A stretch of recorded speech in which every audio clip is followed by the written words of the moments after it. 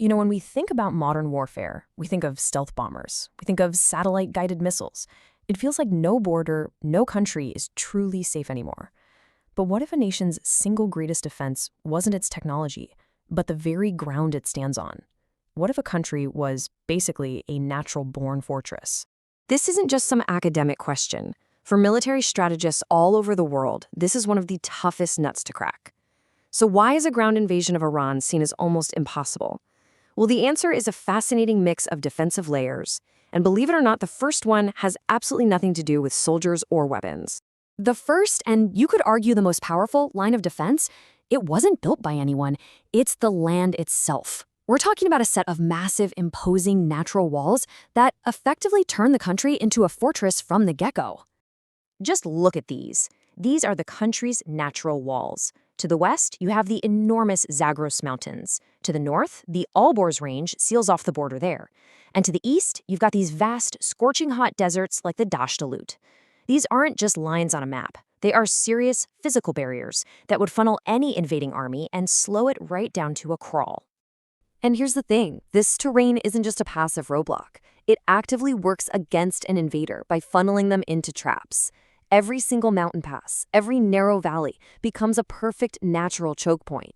For an invading force, these are absolute nightmare scenarios, just textbook ambush zones where local defenders have a massive advantage. And this all plays into a key military concept called strategic depth. Iran is a huge country, so let's say an army does manage to break through those outer walls.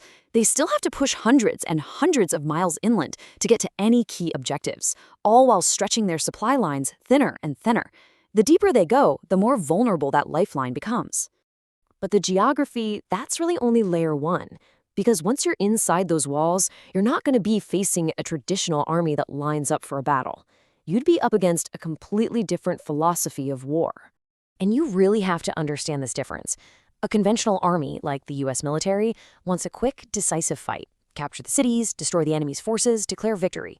But an asymmetric strategy, it's the exact opposite. The goal is not to win quickly. The goal is to drag the conflict out, to make it so costly, so bloody, so draining, that the invading force just gives up and goes home. So how do you do that? Well, you use decentralized forces like the Revolutionary Guard and local militias who know that rugged terrain like the back of their hand. They don't try to hold a line, they hit and run. They bleed the enemy with 1,000 small cuts, turning what was supposed to be a quick invasion into a long, drawn-out nightmare. Okay, but the defense doesn't just stop at Iran's borders. This is where the fortress can project its power outward, creating a really dangerous ripple effect that would be felt literally all around the world. And really, it all boils down to one single critical choke point, a tiny stretch of water that holds an incredible amount of power over the entire global economy.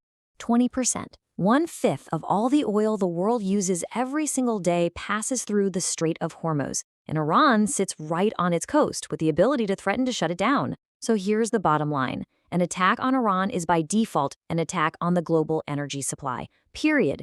The countries nearby would feel the pain immediately. Nations like the UAE and other states in the Persian Gulf would suddenly face missile and drone attacks on their cities, their ports, their critical oil facilities. This conflict wouldn't be contained. No way. It would explode into a regional crisis overnight. And all of that brings us to the final and maybe the most powerful layer of this fortress, the absolutely staggering, prohibitive cost that the entire world would be forced to pay. And these costs, they don't just add up, they multiply. Militarily, you're looking at horrific casualties with no clear end in sight. Economically, you've got global markets in chaos and an unbelievable price tag. And politically, you'd face international backlash and the constant, terrifying risk of this thing spiraling into a much bigger regional war. So it all comes back to this one core assessment. The risk isn't just one thing. It's the powerful, interlocking combination of that tough terrain, their deep preparations, and a military strategy designed specifically to exhaust and defeat any attacker. So to sum it up, what makes this fortress so incredibly tough? It's these 4 layers all working together. You have the natural walls of mountains and deserts. Behind them, the hidden defenders using that asymmetric doctrine. Then you have the economic moat, the threat to the Strait of Hormuz. And finally, you have the threat of global fallout, which might just be the ultimate defense of all. And it really leaves us with this one big thought. In an age of cyber warfare and drones and precision missiles, it's so easy to forget about the raw power of the land itself. Iran is just this stark reminder that sometimes the oldest defenses, mountains, deserts, and just sheer distance are still the most powerful.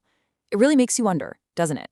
In our high-tech world, how much does geography still truly matter?